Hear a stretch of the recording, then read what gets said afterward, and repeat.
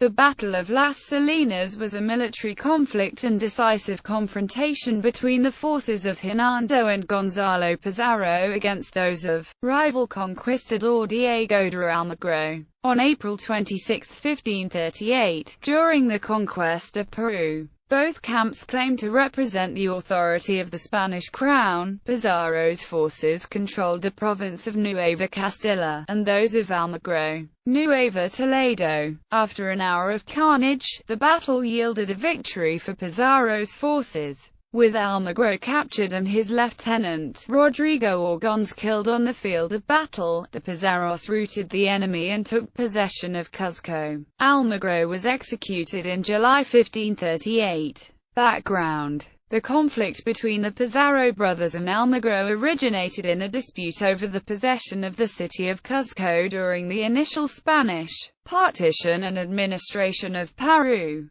While Almagro controlled the city from 1537, both considered it under their jurisdiction. Almagro's enterprise had won him several earlier battles, but although he succeeded in taking the city by a coup de main, Pizarro's forces were by far the stronger in the region, leaving him with few options for its defense. Almagro, his fortunes on the wane, invalided by a debilitating disease, turned to Rodrigo Orgons to carry out the campaign. Almagro's men made their first mistake by failing to secure the Guaitara Pass guarding the approach to Cuzco. Their enemy, braving the mountains, made a crossing and appeared in force along the coast. At a war council in Cuzco, Almagro even considered a new round of negotiations with the Pizarros. Orgons is said to have interrupted. "It is too late. You have liberated Hernando Pizarro, and nothing remains but to fight him." Accordingly, Orgons marched his 500 men toward the ancient Indian salt mines of Cachapampa, situated about 5 kilometers south of Cuzco. His choice of battlefield has been subject to criticism in that the broken terrain limited the use of his cavalry, which accounted for over half his force.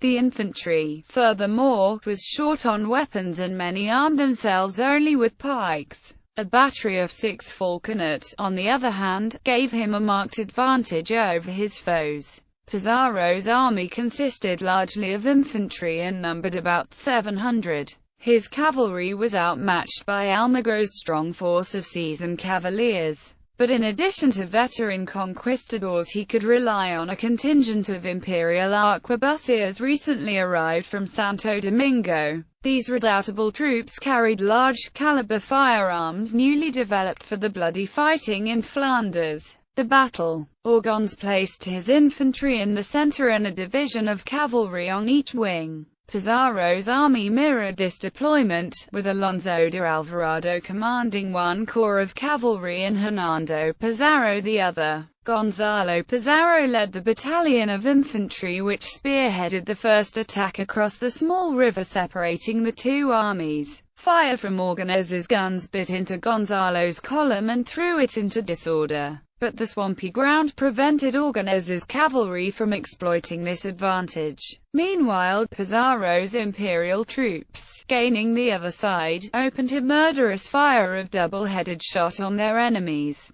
With the infantry locked in combat in the marshes, both Pizarro and Orgons brought forth their cavalry. On both sides, the left and right wings of cavalry merged into single columns under Orgons on one hand and Pizarro on the other. An epic shock followed as the two bodies met at full gallop, the men variously shouting, "El Rey y Almagro," or "El Rey y Pizarro." Orgons, in the thick of the desperate fighting, was shot, unhorsed, and murdered while offering his surrender. His death unhinged his cavalry, which began to fall back in confusion despite its superiority. Almagro's infantry, meanwhile, stood no chance against the superior firepower of Pizarro's men and, after an hour of brave fighting, began to scatter in the direction of Cuzco. Almagro watched the rout from his litter on a hill.